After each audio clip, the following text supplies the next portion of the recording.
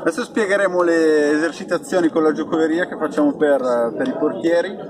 La giocoleria sviluppa un'area che serve per la previsione del movimento degli oggetti, e questi sono degli studi scientifici che lo dimostrano, e mentre acquisiamo questa capacità andiamo a lavorare anche sulla visione periferica. Sono importanti per lavorare sulla visione periferica le indicazioni che darò su dove tenere lo sguardo, in modo tale da non mettere a fuoco le palline con cui giochiamo. In realtà la giocoleria in molti esercizi ti obbliga a non mettere a fuoco gli oggetti che stai utilizzando, e sono importanti però le indicazioni su dove guardare per andare a sviluppare la visione periferica, non la visione periferica di per sé, ma la capacità del cervello di interpretare il movimento attraverso la visione periferica. Ok, passaggi da una mano all'altra, benissimo, non fissiamo la pallina, ok. Proviamo adesso a fare dei passaggi facendo uscire la pallina dalla nostra visuale, quindi guardiamo un punto fisso davanti e facciamo uscire la pallina dalla nostra visuale. In questo esercizio il nostro cervello ha meno tempo per capire dove andrà a finire la pallina e quindi dove mettere la mano. Perfetto, proviamo a alzare il punto fisso. Stesso esercizio, non vediamo più le mani. Ok, anche qua abbiamo meno tempo per interpretare il movimento. Adesso degli esercizi con due palline, colonne asincrone. Faccio un passo indietro, allargatevi. Ok, allargo le braccia.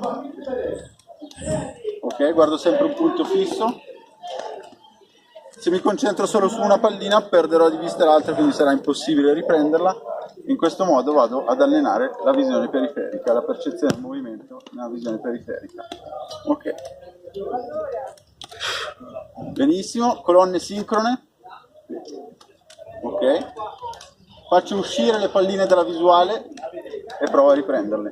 Sempre un punto fisso davanti. Ok. Il nostro cervello in questo caso deve interpretare il movimento non di un solo oggetto ma di due oggetti. Adesso colonne asincrone e ci passiamo il pallone sotto. È già partito?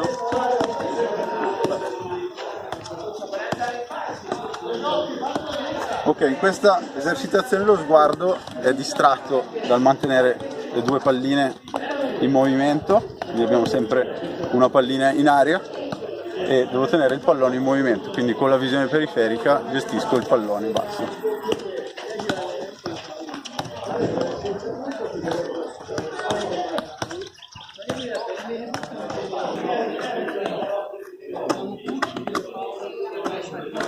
Perfetto, proviamo a fare la variazione, quindi lancio le due palline e faccio un passaggio self con il pallone. Quindi arrivano le due palline, tu lanci il pallone in aria, esatto, perfetto. Okay. Sia sulla destra che con la sinistra, ok. Ok. Perfetto. Passaggi a una pallina da gestire sia con la destra che con la sinistra.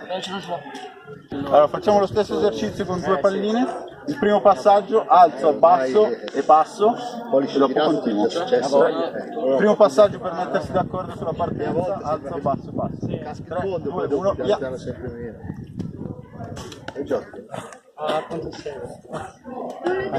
Ok. Qua la presa del passaggio del compagno è più difficile perché ci dobbiamo concentrare anche sul passaggio che facciamo noi, quindi abbiamo meno tempo per interpretare il movimento della pallina che sta arrivando. Ok, una pallina a coppia, lancio in quest'area, ok, quindi passaggi alti, tocco il cinesino e torno a riprendere il passaggio del compagno. 3, 2, 1, via!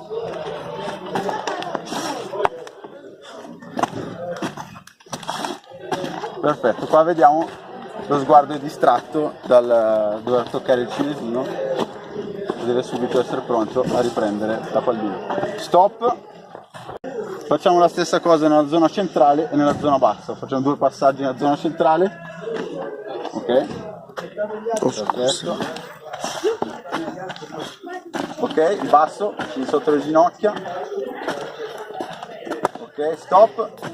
Random, sia alti che bassi che centrali.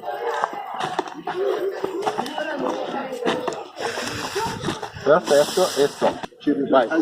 Proviamo a fare la cascata a 3 palline in 2.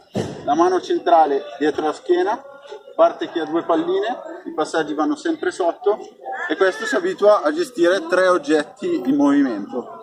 Ok, vai. Loro si sono esercitati in 3 giorni per raggiungere questo livello, quindi non è così complesso. Il ritmo che si tiene nella cascata a 3 palline è di 180 passaggi in un minuto, quindi sono 3 passaggi al secondo e sono 3 stimoli che diamo al cervello nell'interpretare il movimento di un oggetto ogni secondo, quindi pochi minuti di esercizio vanno a stimolare il nostro cervello in maniera massiccia. Ok, stop, facciamo la cascata a 3, una persona. Perfetto.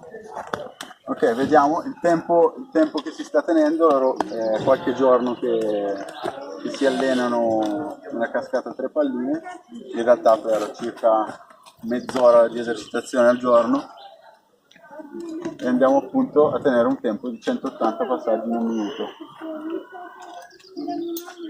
Perfetto, questo potrebbe essere utile in fase di riscaldamento e sia come potenziamento a livello cognitivo per la previsione del movimento del pallone. Grazie.